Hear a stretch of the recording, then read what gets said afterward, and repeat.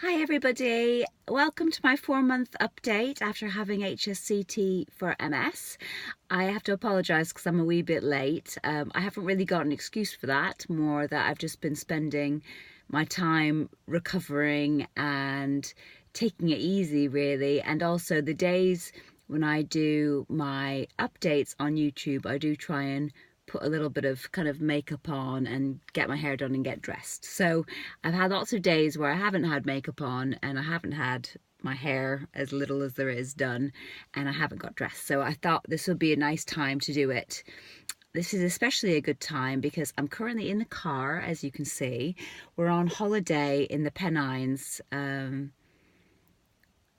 which is lovely, but my husband and my kids have decided to go for a walk up a really big hill, and I obviously can't go with them. So I thought I'd use this time to do my YouTube update, while simultaneously feeling really sad and annoyed that I can't go with them. This is one of the things that MS has really taken away from me. The ability to just be with my family and do things that I would have done anyway. There's a horse passing in the background. So yeah, that's something that's really frustrating me. And this holiday's lovely. We're staying in a holiday cottage, and we're just chilling out. It's really nice. We're going to be going to some nice waterfalls and things like that. But the downside is the weather's really crap, and my MS is getting in the way of me doing all the activities that I want to do. So in terms of the update, so 4 months, so you can see my hair's growing. I'm going to take this off. I have to say I'm being much happier at the moment to wear some kind of head thing just to make my hair not look as bad as it does. I shouldn't really complain. Lots of people have to have chemo for other reasons other than MS and have to go through exactly the same. But I have to say it doesn't make me feel very feminine, my hair at the moment, because it has grown back, which is great, and there's no kind of patchiness that I can see anymore, but it's very thick, and you can see that it's going to start being quite curly, a bit like a chemo curl. I've read about it, because I'm like, why is my hair so curly? It's always quite wavy, but it's very curly. So yeah, so it's quite big. I'm going to take this off and I'll show you. You can't really see, but I just think it looks much better with some kind of something in it. But this bit seems really thick. It's really thick and nice, but yeah, something in it seems to make me feel a bit kind of more attractive, although apparently you're meant to wear them like this. But anyway, I'm gonna wear them like this. So yeah, so my hair's growing back, so that's great. I can't wait for it to get longer. I'm just basically trimming the bottom bits at the minute and a little bit around my ears just to keep it so it kind of starts to grow evenly. What else? I'm still experiencing the spasticity, I can say that now, of my legs. I've been following a program, I think I was doing this in my last one, that was set by my mum, who's an ex-physio. She's a retired physiotherapist. And that's helping. And I've also started going to the gym. So I was referred by my GP to like the gym's wellness program. Basically that's just aimed at people who just want to make themselves healthier and maybe have health conditions to make that they need to keep themselves healthy. So my aim is to go to the gym 3 times a week. I've been the Monday, Wednesday, Friday so far. I'm obviously on holiday this week, so I'm aiming to go next week as well. And what I do there is I literally do 10 minutes on the hand cycle, 6 minutes on the hand cycle, 6 minutes on the ski machine thing, cross trainer I think it's called. And I try and do a bit of walking, so it's walking that's good for me. It's only going at kind of 1 kilometre an hour or something like that. And I'm holding on to the treadmill, but actually I feel really good for doing it, because so far I've made it up to 9 minutes doing that, holding on, going very, very slowly. And I'm still not one for not using my crutches. I definitely still need to use my mobility scooter, but just I feel like I'm getting my walking stamina back if I keep doing that, so that's great.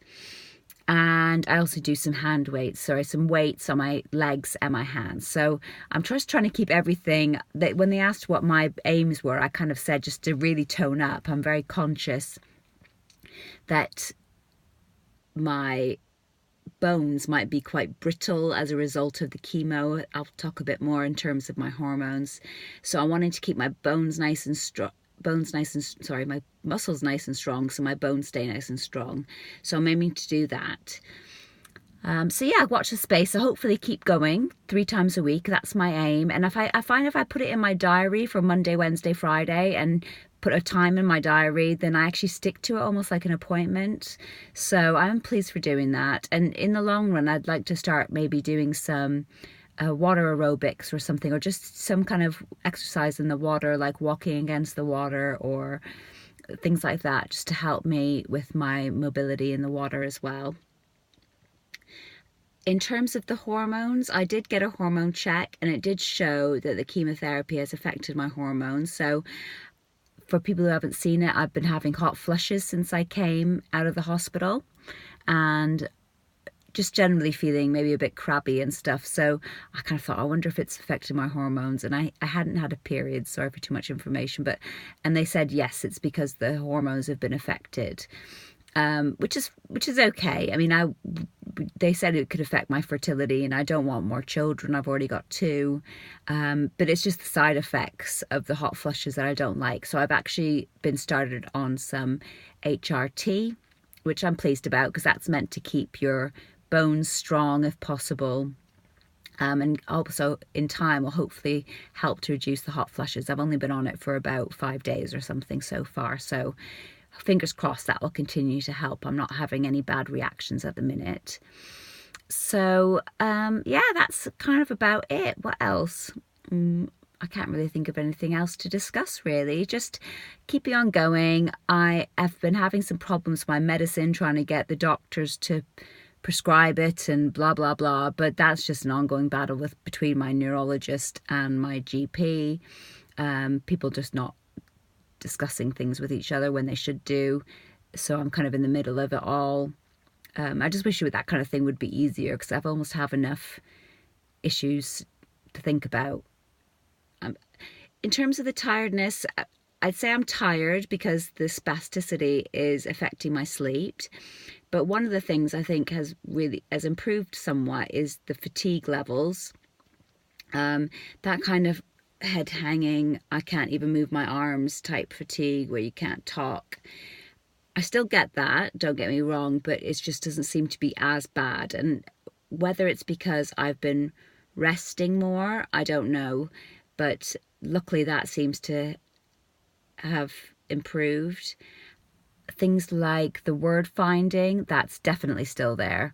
So it hasn't got worse, but it hasn't got better either. But I'm still noticing it, that I kind of mix words up and things like that. So that kind of stuff hasn't improved yet. But, you know, as we always said, the aim of my HSCT wasn't to actually get improvements. It was to stop any progression.